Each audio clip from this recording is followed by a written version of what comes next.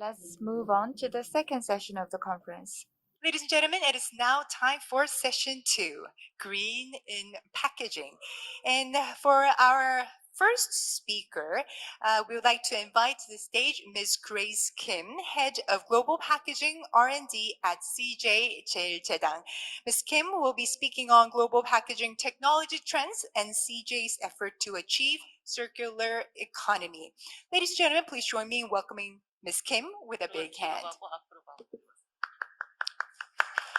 Thank you so much. Hi everyone. My name is Grace Kim. I work for CJ, and today I wanted to talk to you a little bit about the global packaging trend, technology trends, especially in sustainability, and also our CJ effort to achieve the circular economy. Before we actually getting into a little more details on the main topics, I wanted to talk a little bit about CJ 제일제당. Wanted to introduce a little bit about CJ. CJ is a #1 food company in Korea. We are actually rapidly expanding to the global locations. We have a CJ. We are part of the CJ group, which actually has 4 different business sectors, and now we are in the food and food services area. We have about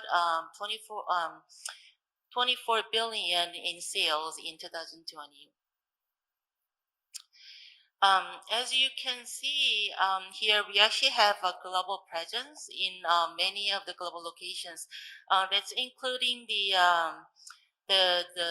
U.S. as well as Germany and Australia and Brazil, and also some of the Asian markets in China, Japan, and Vietnam. We have more than about 20,000 employees all around the globe. We actually have a very variety of a portfolio within the food businesses. We are actually developing our products based upon the market trends and also the consumer needs.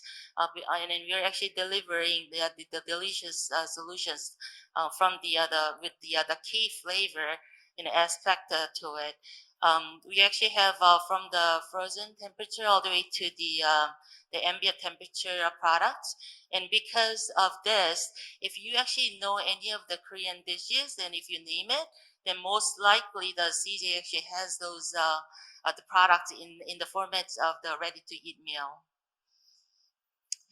So as you can see, there's a very well-known brands that we have about 35 different brands, including some of the subsidiaries such as Schwan's. Schwan's is one of the top the frozen pizza company in US.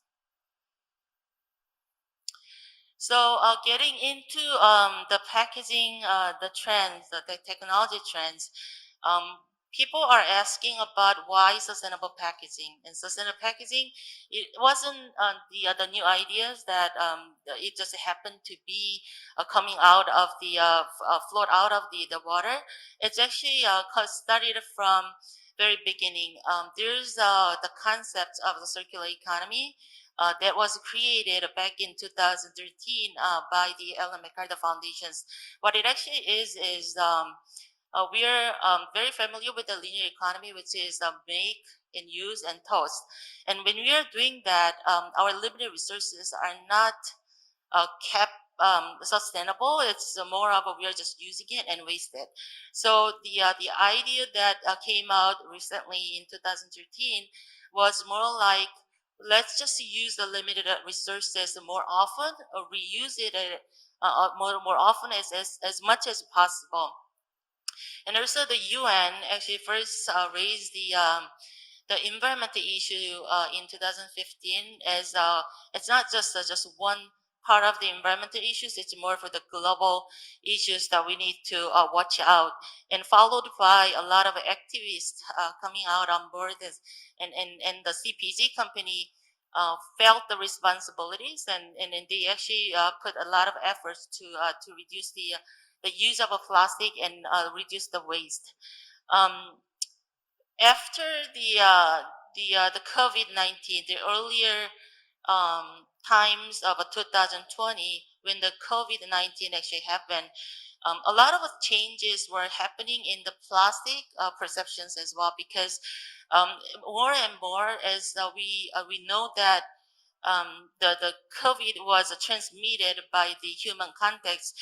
A lot of people wanted to use the single-use plastics, and as we were using it, people were looking into more safety, and looking for the personal hygiene that is needed. And the plastic, because it's been optimized so long, that the people think that the plastic is the big. It's actually playing the big roles to make sure that the personal hygienes are there and the safeties are there. And because of that reason, the perception of the plastic, when back then people are saying the plastic is so bad that you should be stop using it, as to let's just use it more responsibly, meaning that let's just use it when it's really needed, but let's just look into see how we're gonna be reuse them to improve, to make sure that we have limited resources to be wisely used.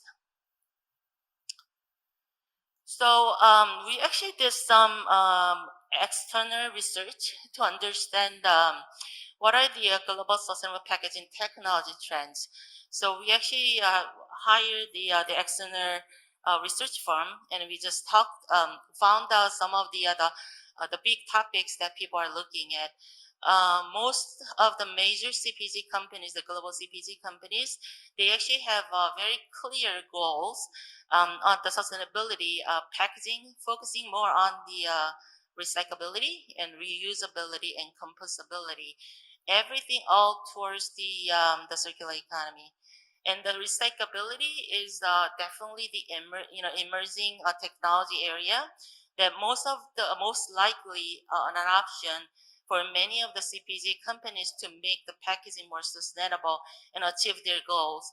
The major technical focus that the CPG companies are looking into is the monomaterials and the paper-based and bioplastics and PCR, post-consumer recyclate. There are a lot of multiple global initiatives as a consortium based in order to promote the recycling for the value chains in packaging and make the recycling easier. One thing that we actually found out from the research was there's no one solution that could actually fix our sustainability concern. Just because there's a lot of different product lines that we have to overcome, and because there's a lot of different regulations from the regional level perspective. So within the global sustainable packaging technology trends, I wanted to highlight four different technologies. The unimaterial, that's where a lot of companies are thinking that this is the way that they can fix the issues with the plastic, the sustainable packaging goals that they have.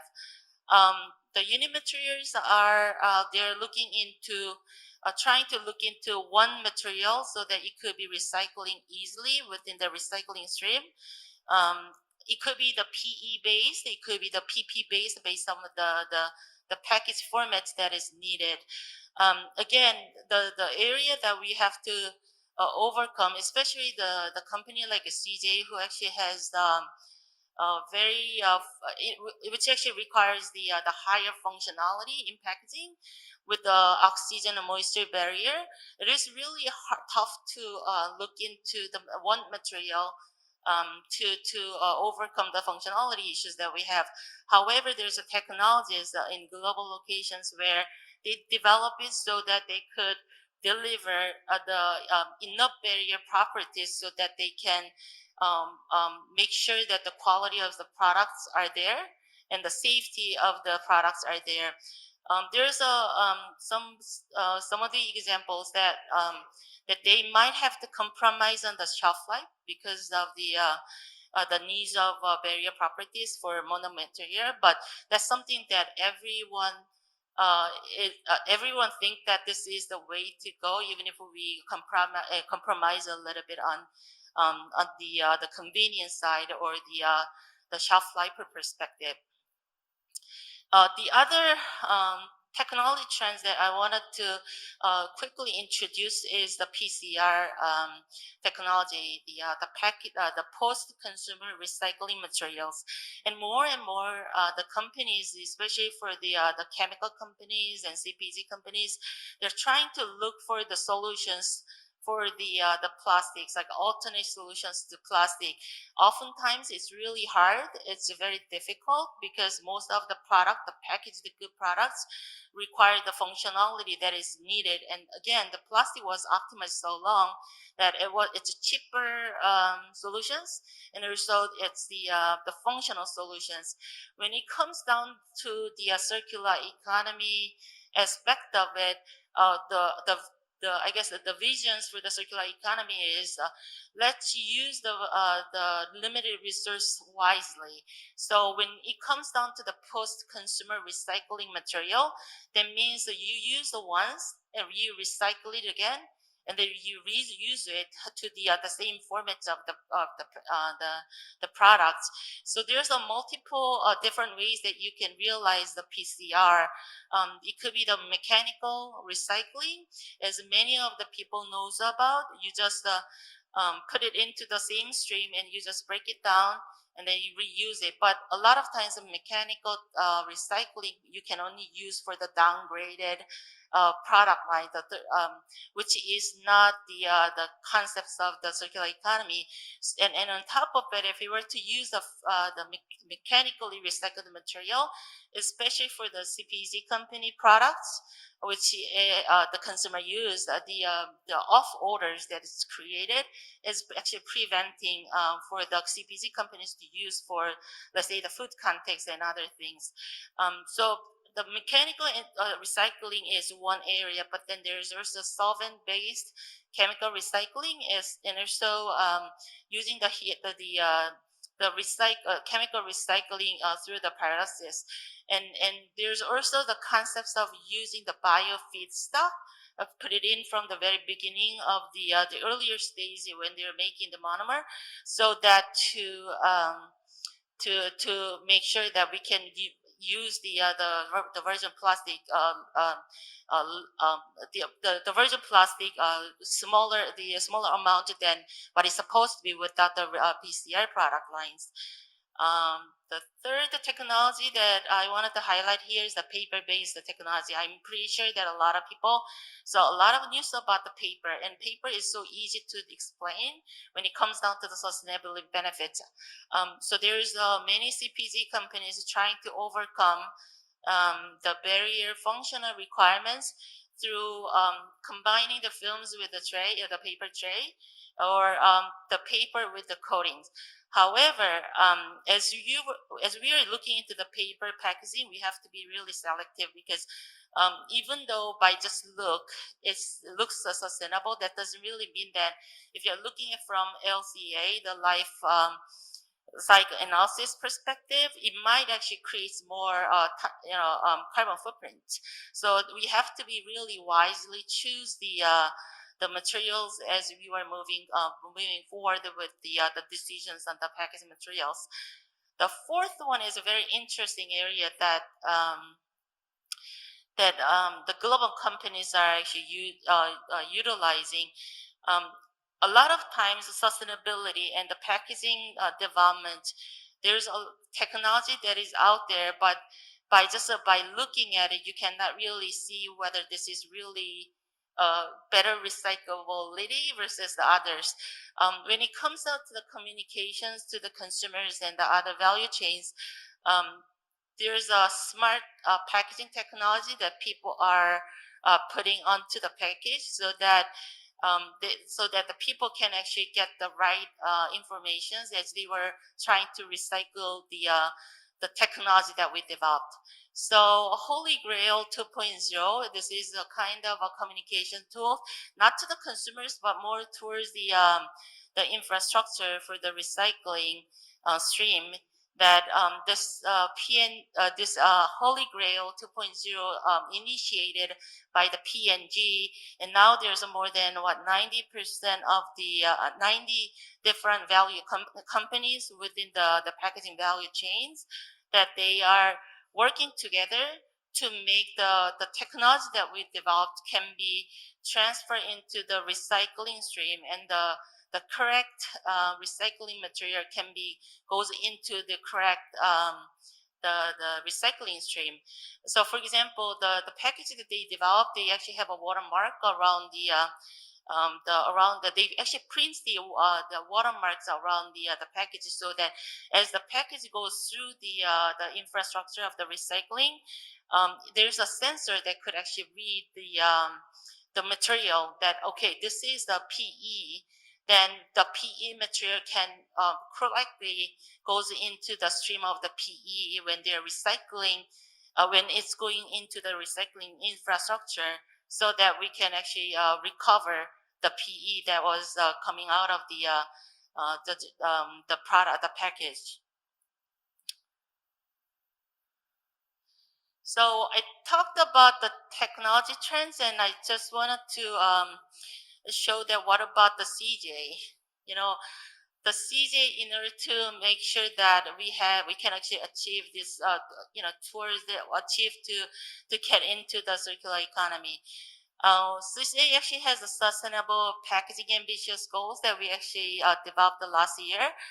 This is again, it's an internal goals that we actually set up and our vision is not completely eliminating the plastics, because our product lines require some of the plastics characteristic, the needs. However, what we are trying to do is we want it to be responsible when we are using the virgin plastics, that we wanted to make sure that we can use it right. So we have the goal setting that we're going to be minimizing the use of a plastic, and we'll be increasing the recyclability. And there's 5 different ambitious goals that we highlighted. And again, it's an ambitious goal. It's not the goal that we can deliver right away, but this is something that we're going to be working on as a one step at a time. So to get into the road towards the circular economy, we have we have a packaging strategy, sustainability packaging strategy. We're going to be achieving these ambitious goals based off on our strategy: technology, communication, and collaborations. And again, without the technology, you cannot develop, you cannot make the better recyclability. You cannot really test it out the alternate materials. We have to develop the alternate material to the plastics, so that we can reduce the amount of the limited resource that we have. We are doing this based upon the 3R policies that we have: recycle, recover, and redesign.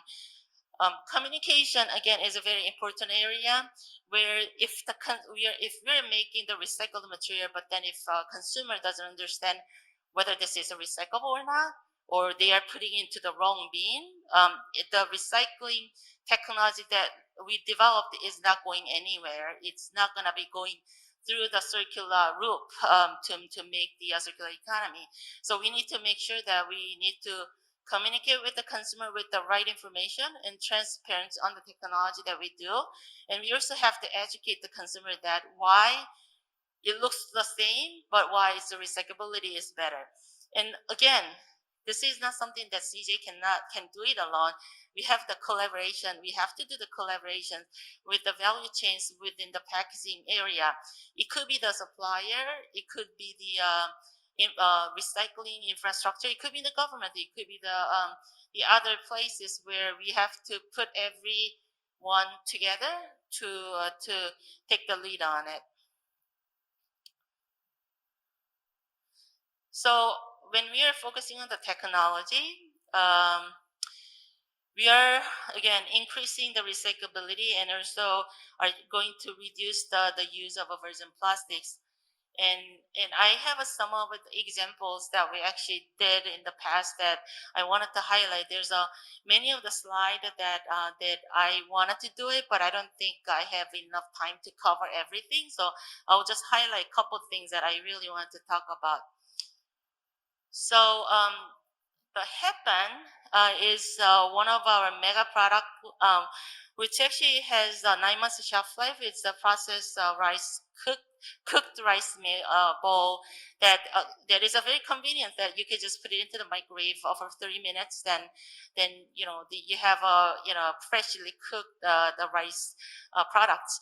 The problem for packaging, however, is it's actually going through a very uh, rigorous the processing side, and it's going through the sterilizations where the packaging has to survive through those rigorous process side, as well as you also have to keep the oxygen and moisture coming into the package. So we actually built up um, the high functional packaging into it.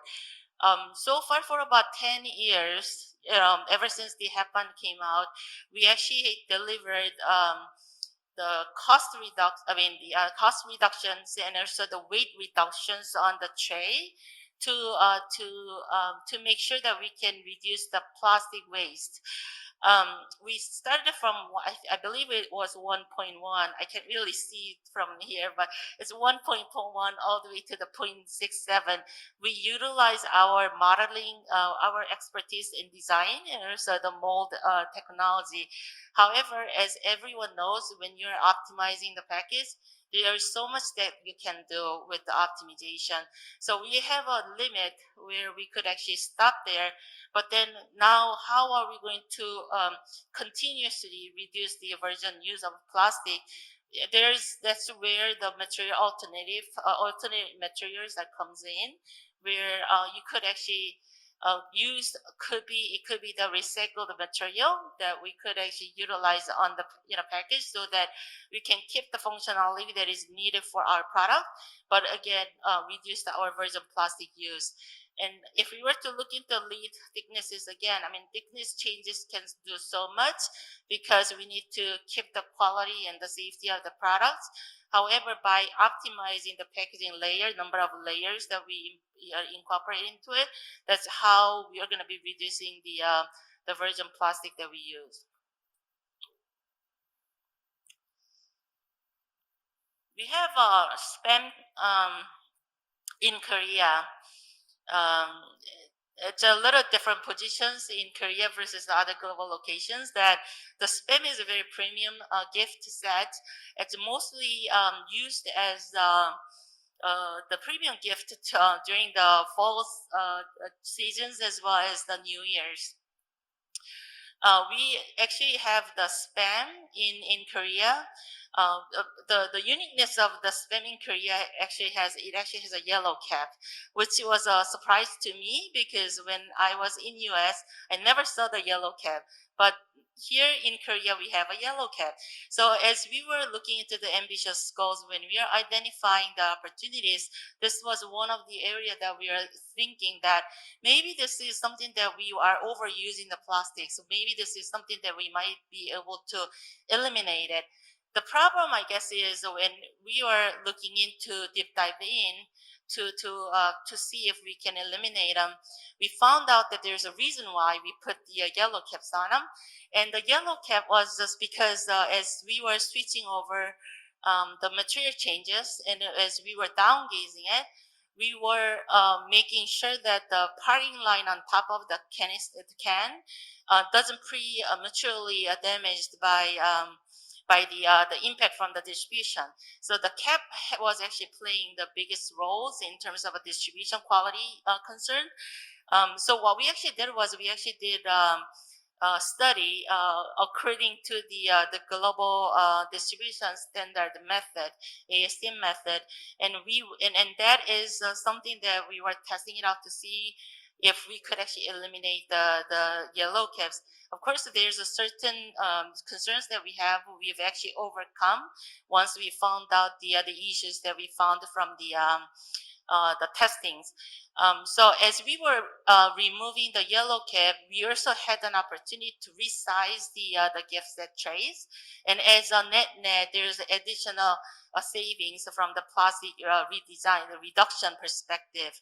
Last year, during the fall season, we actually introduced a couple of the gift sets, and this year we're expanding that opportunity to the more bigger scale. And this is the most recent announcements that we actually made for tofu bundles. And I believe that this is one of the first kind in Korea that we were utilizing the outer package with the biodegradable materials. We have a PLA and PHA mixture that we use for the secondary package. This is the first commercial tofu bundle pack, utilizing the PLA and PHA compounding packaging in Korea. And I really think that this is a result of extensive collaborations with other multiple value chain suppliers that, we JJ당, like CJ JJ당 Bio actually has a PHA, and we have a compounding company, Usong and SKC, which is a filmmaker.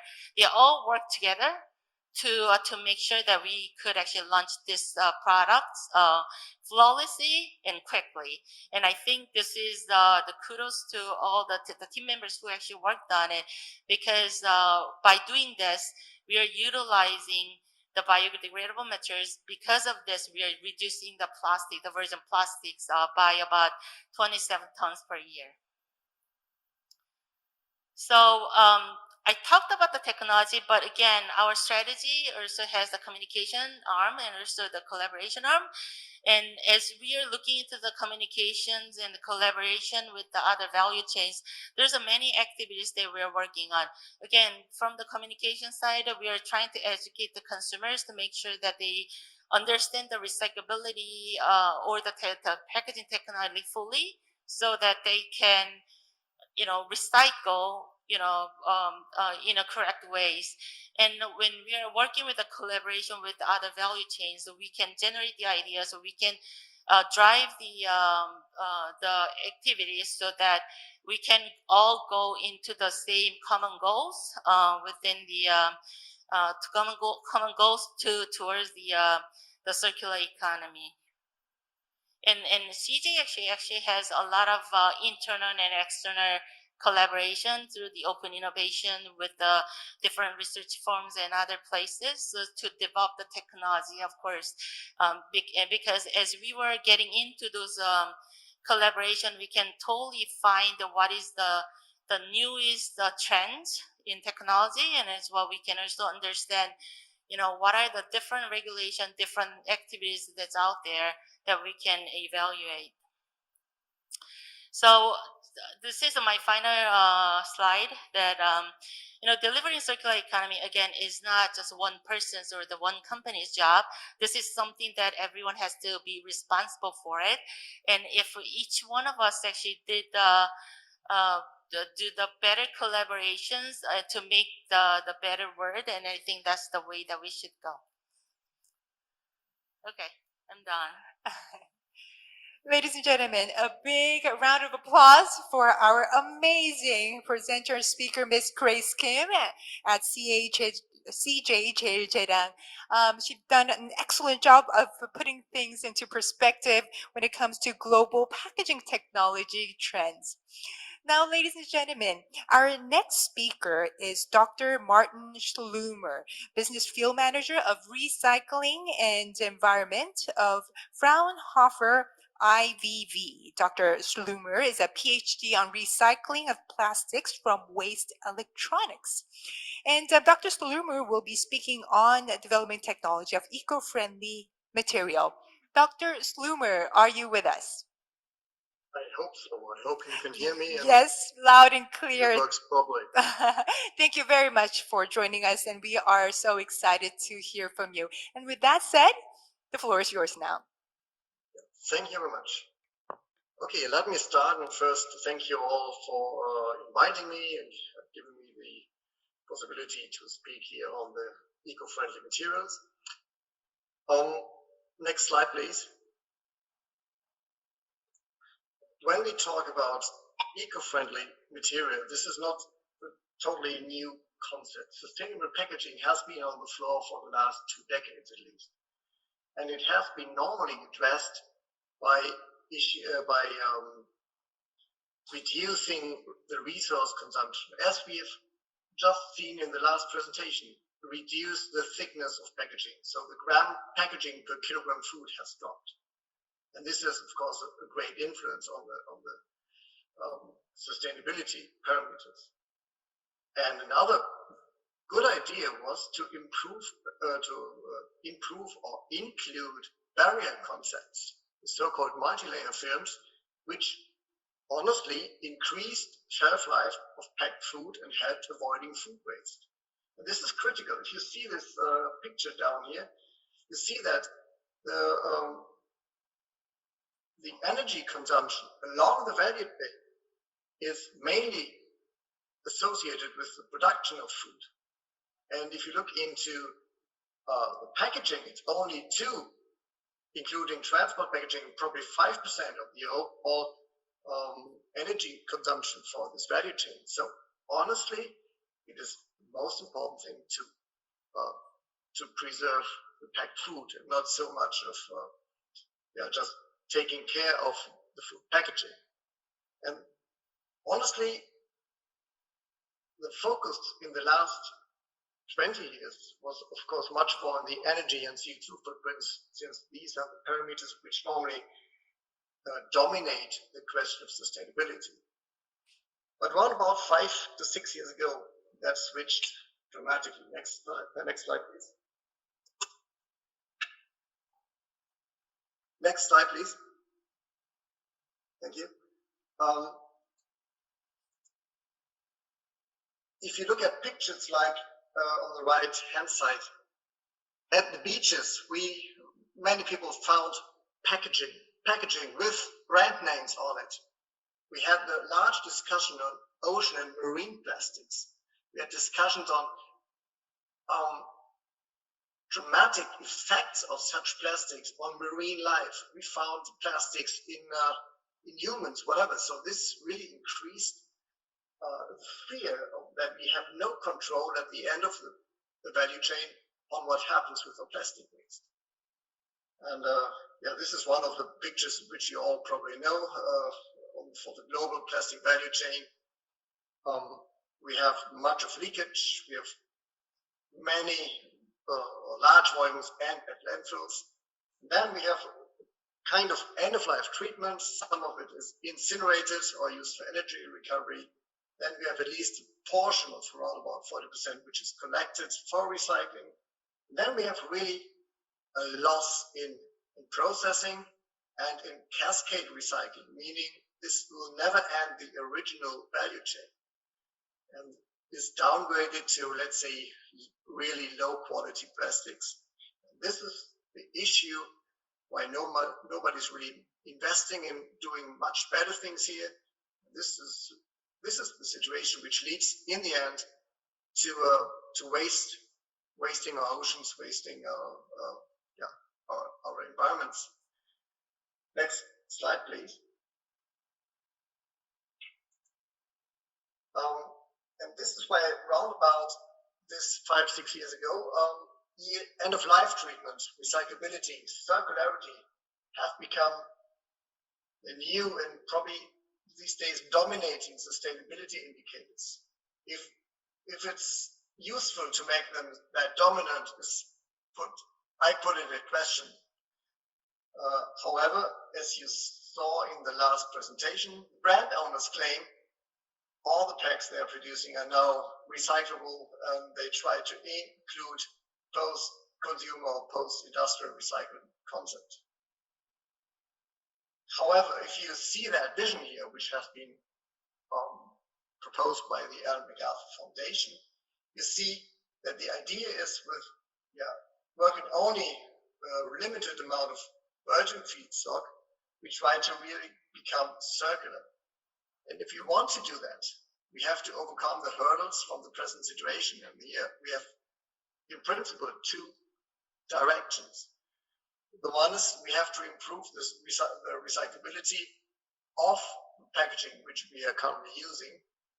And on the other hand, we have really to improve recycling technologies, sorting technologies, and by this, the recycled plastics qualities. So it's only doing high quality recycling will end up in the situation that we can reuse them in our value chains. Nobody has an interest or can really introduce bad qualities of recycled plastics into our value chains. This will never work. Next slide, please. I will not too much concentrate on packaging here. We had some very nice insights from the last presentation. Probably one a bit deeper insight into what we understand with multi-material packaging. So in case of using flexible packaging or using that lids, which were shown before, we have earlier used multi-materials in order to save material, in order to better preserve the packed food, for example. And here we use many different layers of many different materials. Each of that material had a certain function. Polyamide for stability, VOH as an oxygen barrier, PET for stiffness, glass substrate, PE with a high water vapor barrier, protection, sealability, PVDC even with a high water vapor and oxygen barrier, and the sealability, aluminium for extremely high gas barrier, light protection, titanium dioxide, and so on and so on. And what you see today is that in order to make material better recyclable, we try to switch from these multi-layer materials to mono-material packaging. And here you see how that looks in the microscope. However, what they really mean with going to monomaterial is using compatible materials. So they try to combine bi-oriented PP with PE. They try to combine PE with EVOH, things which are known to be compatible in recycling if you just re-extrude it as a mixture. However, this will ever become a recycled material which is not really exactly the same. Here below you see some of the typical ideas: BOP, adhesive, BOPP, LDPE with SiOX with LDPE, and other ideas. So there is really much room for trials. Right now we see many different ways. We see that brand owners give up shelf life ideas and say, okay, if it's better recyclable, we do not need 12 months of shelf life. We are okay with just 9 months. So these are some trends which we see, which in some cases do not really sound like being sustainable, but this is if we let dominate one of the sustainability parameters dominate. Next slide, please. Let's now talk about, on the other hand, on the other opportunity, improving recycling technologies. And we've heard in the last presentation the term of dissolution-based recycling and chemical recycling, and mechanical recycling. And for me, it's very important that we really distinguish or differentiate between all these options. We ourselves, we define physical recycling as either mechanical recycling, which is known as just re-extrusion, washing, and so on, or the dissolution-based recycling, or the solvent-based purification, Creosols, APK. There's some, Procter & Gamble has also Pure Cycle. There's some of these technologies out, and what they have in common is they start with a polymer chain, and they don't degrade it in the process. So they keep with the polymer chain. And in the end, it is just forming regranulate materials out of that after a specific way of cleaning. Chemical recycling, on the other hand, is a completely different way. It is depolymerizing if you use the solvolizers to monomers, or if you use the thermalizers, you go down to hydrocarbons or syngases, which may then be used for polymerization, and then probably end up in a second or third process as polymer once again. However, there are many other routes of using these monomers and feedstock chemicals for other purposes. And honestly, this is the main route today.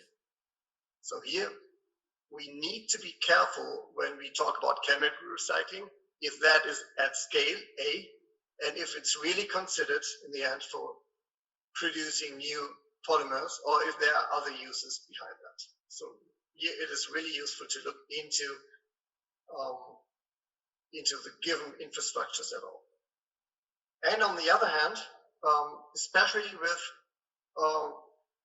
gasification technologies, it is important to say that this might affect coexistence of all these technologies. This is what we propose, that in the end, mechanical recycling is good for easy to recycle materials, dissolution-based for the next group of recycled materials, and there where these two technologies fail, we can go back to chemical recycling.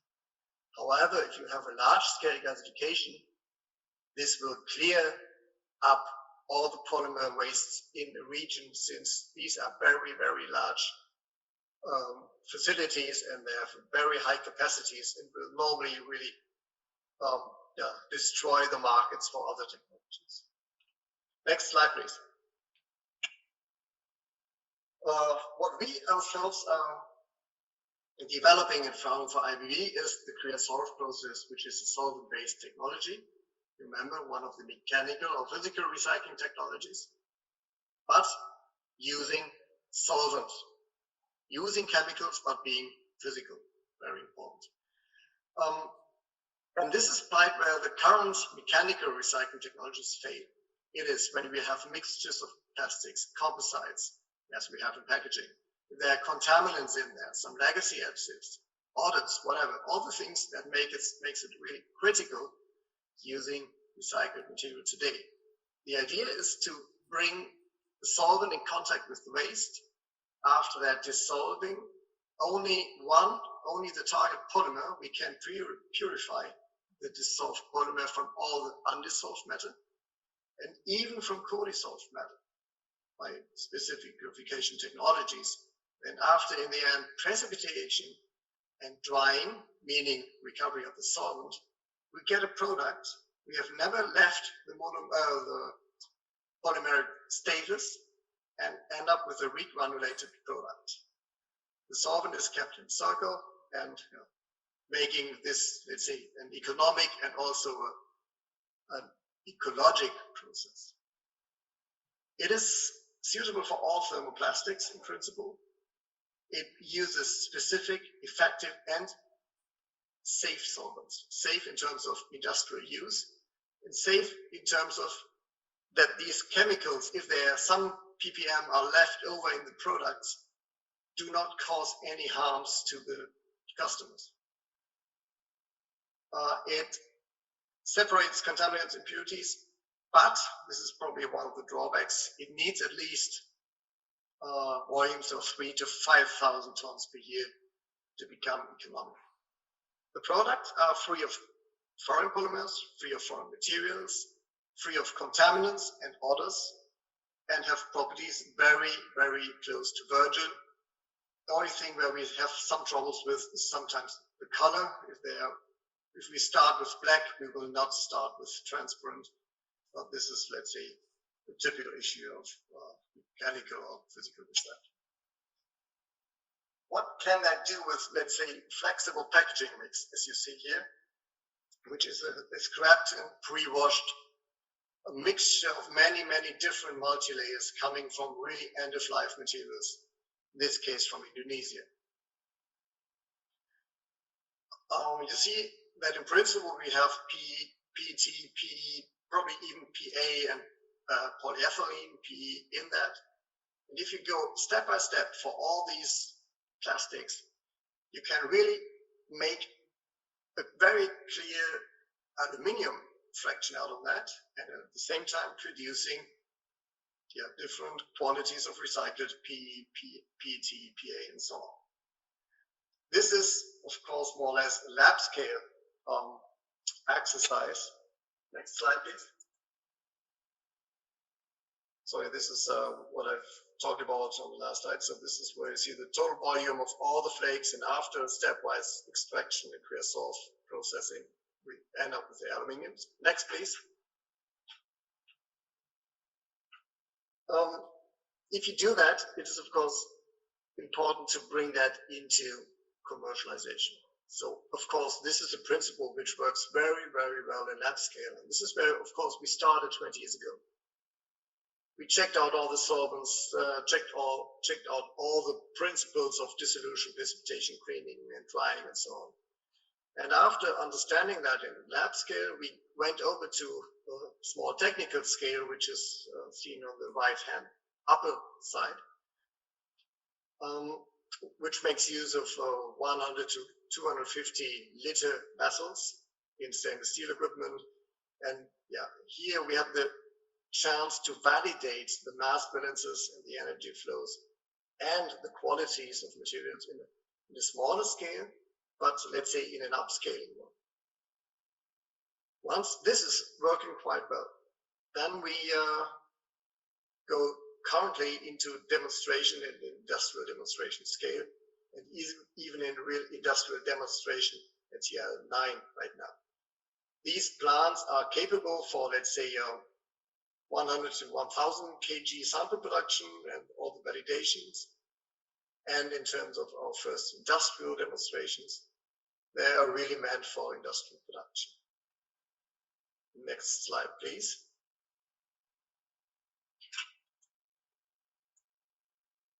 So let me shortly talk about our project together with the company of Unilever, who approached us in the range of 2011, 12, when we were in the lab scale and then the small technical scale. And they told us about the multi-layer packaging systems that they use in Southeast Asia. And they said there is really a threat with that if they don't find a recycling alternative to keep these materials in the market. And here we tested the Quersdorf process, and we saw that it's a very good option to at least recover the PE, probably the PP out of that waste. We did that at pilot scale, and we built, in the end, an industrial pilot in Indonesia, which is now working for 2 years, or in the second year. It is possible to produce pellets out of that, who can directly be re-entered in new packaging systems. They really go back from flexible packaging into packaging and demonstrates from this so-called unrecyclable multi-layer systems a circular economy, especially for these LDPs. So it is not the only way to go out of multi-layers. If you use the correct process technology, you can stay with these sustainable multi-layers if they are necessary, and you can recycle it. That's the good news from this lesson. Next slide, please. On a European level, we are currently running the so-called multi-cycle project, and this has two general areas, packaging and automotive. And in the packaging, we really go to recycling of multi-layered packaging films, post-industrial and post-consumer, from the, let's say, typical German sorting facilities. And our aim was to go for polyethylene, polypropylene, PA, and PET coming out of these materials, and trying to show where to go with these materials. If they can be reapplied in PE, in PP films, if we can make even use of the PA and the PET. We are not at the very end of the project. We have still 1 year, but we have very, very positive results right now. Next slide, please. Here, for example, you see ready from post-industrial material recovered PE, which is now used again in blown film production. Here you see some of our tensile strengths, comparison of virgin PE cast films, recycled PE cast films, and a recycled PCR blown film. And we see we are always in the same area. So mechanically, it is really worth doing it. Color-wise, you see it's probably not that transparent at this stage, but here we are working together with the film producers to increase that a bit. But yeah, we can currently see that this is directly reapplicable in non-food packaging at that stage. We even tried to we get back a very good PET and PA, which is in this project considered for either packaging, but most probably even in automotive applications if it's used as a fiber material. But this is not finally decided. We will go into demonstrators. Last slide, please. Yes. So we will next week start now a new European project together with 14 other partners, which is called Circular Food Pack. And here we want to overcome the last hurdles from the previous projects, which was the Unilever and the multi-cycle one, where we could show that we can make use of recycled polyolefins from post-consumer packaging waste. And if we want to go back into food packaging again, then the hurdles are much higher than just going back into non-food packaging because of the food grade issues that we of course have. And the general idea here to do that is a bit similar to the Holy Grail approach that that the previous speaker talked about. We use the so-called tracer-based sorting by the company of Polysecure. And the idea is to bring specific tracers into the printing of the packaging, which allows a very, very specific sorting of food packaging only and separated from the non-food, which is then pre-treated by washing, de-inking, probably even deodorization by thermal treatment. And yeah, depending on which route we are going and depending on the qualities, we then compare, let's say, typical mechanical recycling, which is shown here in yellow, and compare it with the green fields of the creosote. Sorry, mechanical recycling is green and creosote is shown here as yellow.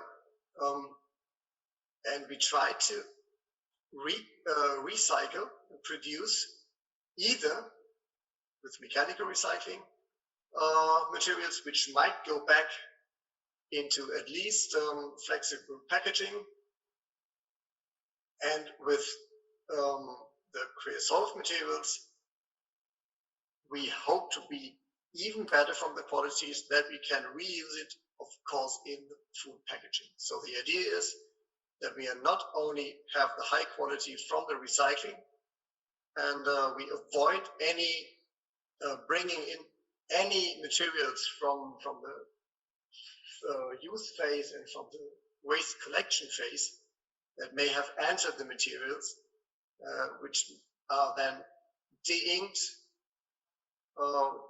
washed, or eliminated during the creosote process, which should add up in principle as a very, very pure material, but it has always been a physical recycling and maybe then reused in flexible packaging.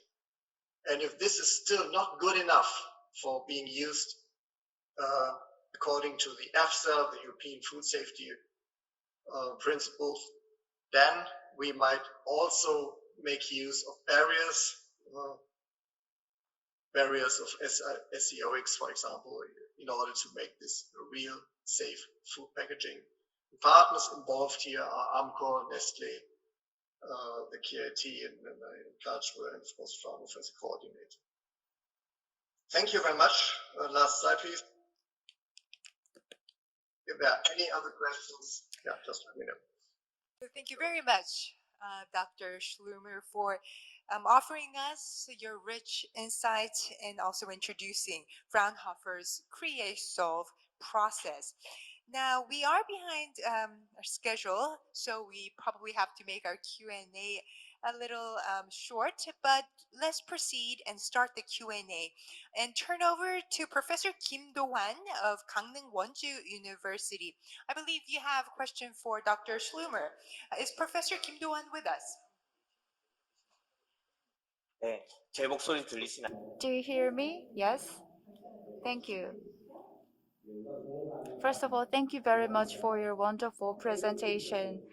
As for solvent-based recycling method, I have a question.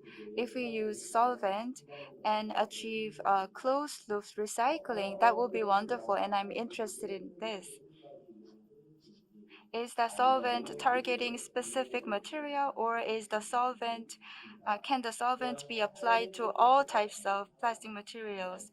And can we use the solvent repetitively? And is the solvent safe for the environment? These are my questions. To most of the question, I can say yes. It is a safe solvent. It can be reused and it can be recycled in the process. And it's even a must to have it recycled for economic reasons. So there's only a very, very minor loss, honestly, with the products. So there are some residues in the ppm range in the product, which cannot be avoided technically in the end. And that allows us to be more or less 99% circular with the solvent. On the other hand, that includes that it has to be safe. We can never sell such a material if it's not a safe or toxicologically safe material, solvent. So this is a must, and this is one of the selection criteria for a solvent. To your first questions, in order to be selective here, in order to be applied for really unknown waste compositions, must be selective. So we have solvents for polyethylene, for polypropylene, for ABS, for polystyrene, for PVC, for PVDC.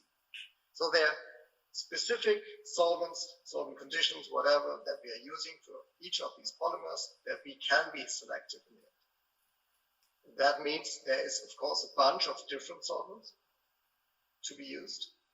And this is why we have to decide, honestly, in industrial scale plants, if we want to go for 1, 2, 3, or 10 different polymers. If it's for 10, starting with the same mixture, it is a very complex plant. If you decide on, I just go for PE and PP, for example, then it might be much easier, and you have to live with a leftover of probably 10-15%, which is then not recycled, which you can then decide to say this might go back into chemical recycling, or you decide saying it's good enough, or the volume is big enough to feed it into another Creosote line optimized for PET or PA recycling. Thank you very much. Now moving over, and let's turn over to Professor Go Sung-hyuk of Yonsei University. Professor Go. 안녕하세요. Okay, hello everyone. I'm Professor Go Sung-hyuk from Yonsei University. Thank you for your wonderful presentation. I have two questions. CJ Jeil-jaedang is pursuing circular economy. For that purpose, to that end, it is coming up with many goals, and it has developed a lot of plans to achieve circular economy. I'm not an expert of the food industry, but I have an impression that CPG companies or food companies have similar strategies.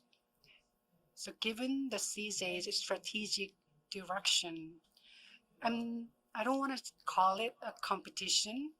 It doesn't mean that a zero-sum game, but compared to global major food companies, what sets CJ Jeil-jaedang apart in circular economy. What is your strong suit? And my second question is,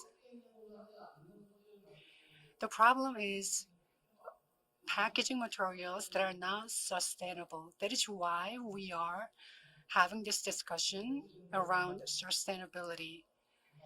Having said that, our time and effort must be put on developing materials that are sustainable. Maybe part of the answer already came from you during your presentation, since CJ is using the tofu bundle and its packaging material is a new material. So if you have new data on new packaging material, if you can share that with us in public, could you share that with us? Let me answer the question in Korean. Answering the first question, if I understand the question correctly, you are asking whether CJ has a specific goal compared to global food companies. Yes, the short answer is yes. We have developed 5 specific goals, and the details of the goals outline the packaging materials and packaging technology. We have been focusing on new packaging materials, but you need to understand that we cannot abandon plastic 100%. So our alternative approach is to reduce virgin plastic, and that's one of our overarching goals. To achieve the goal, we have to turn to a wide range of technologies. In particular, we can look at global food companies and advanced companies. They have similar goals with us, but each company each company has different product lines. For example, Pepsi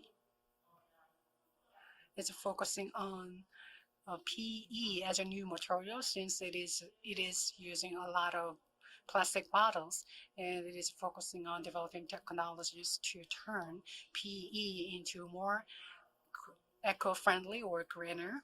And CJ has more than 4,000 products available around the world. That means we have more packaging materials required for our products than other food companies in the world. We don't have one size fits all strategy for that apply to all of our products, but our direction is to develop alternative materials, which should be recyclable materials, as Dr. Martin described in his presentation. So we are looking at PCR as well. We can also shift to paper-based packaging. So paper can play an important role, or PHA or PLA can be alternative materials as well, because we can make them biodegradable, or we can use materials that are already available in the market. We have a very large arm in terms of R&D. So our overarching goal is to find and look for alternatives to plastics, and we have been put extensive research on finding their alternatives. And also Professor Kim, Professor Go, for your amazing questions and comments. Ladies and gentlemen, now we close session 2.